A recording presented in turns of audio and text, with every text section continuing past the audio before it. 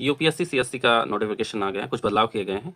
कुछ पॉइंट्स हैं, अगर आप पहले से आईएएस या आईएफएस हैं तो क्या होगा, अगर आप पहले से किसी एग्जाम से आईएएस या आईएफएस में पहले से अपॉइंटेड हैं तो आप सीएससी 2026 में शामिल नहीं हो सकते।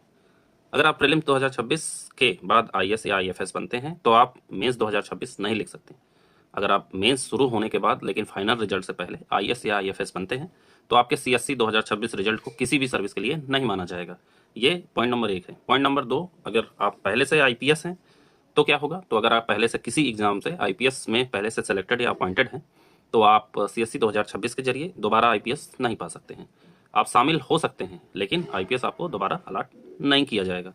साथ ही तीसरा पॉइंट, अगर डाउट है तो तीसरा पॉइंट, अगर आपको सीएससी 2026 में आईपीएस या ग्रुप ए सर्विस मिलती है तो क्या होगा, तो इस हाल में आप सीएससी 2027 में दोबारा शामिल हो सकते हैं, आखिरी बार शामिल हो सकते हैं, लेकिन कड़ी शर्तें उस पर लागू होंगी। आपको क्या करना होगा, सीएससी 2027 लिखने के लिए आपको ट्रेनिंग से एक बार की छूट लेनी होगी।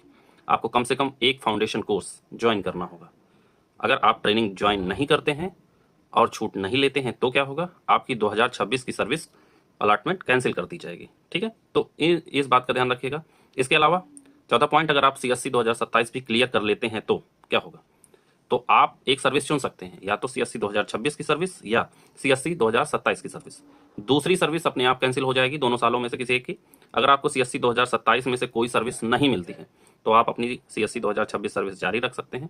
साथ ही पांचवा पॉइंट, अगर आप सीएससी 2026 और सीएससी 2027 दोनों के लिए ट्रेनिंग नहीं करते हैं तो क्या होगा, दोनों अलॉटमेंट आपकी कैंसिल कर दी जाएंगी। साथ ही इसका सीनियरिटी पे कोई असर नहीं पड़ेगा, इसे सामान्य रूप से गिना जाएगा। ठीक, इसके बाद क्या होगा, तो इसके बाद आप सीएससी 2028 या उसके बाद के एग्जाम में शामिल नहीं हो सकेंगे।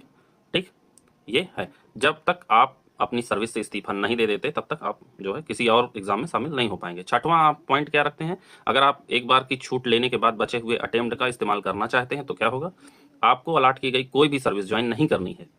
अगर आप ज्वाइन करते हैं तो आपके भविष्य के अटेम्प्ट्स ब्लॉक कर दिए जाएंगे।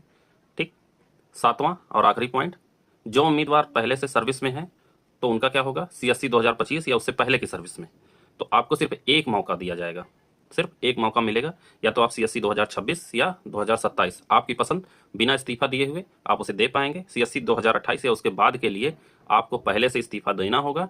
ठीक है, ये याद रखिएगा। तो ये कुछ पॉइंट्स हैं। एग्जाम की डेट वही है, नोटिफिकेशन वही है, नोटिफिकेशन आ गया है, 933 पोस्ट हैं और एग्जाम डेट आपकी 24 मई है, जो कि पहले से कैलेंडर में दिया हुआ है। तो इन बातों का ध्यान रखिएगा, ये कुछ बदलाव किए गए हैं जिनको आपको ध्यान में रखना है। ठीक है, तो वीडियो को यहीं समाप्त करते हैं। Thank you.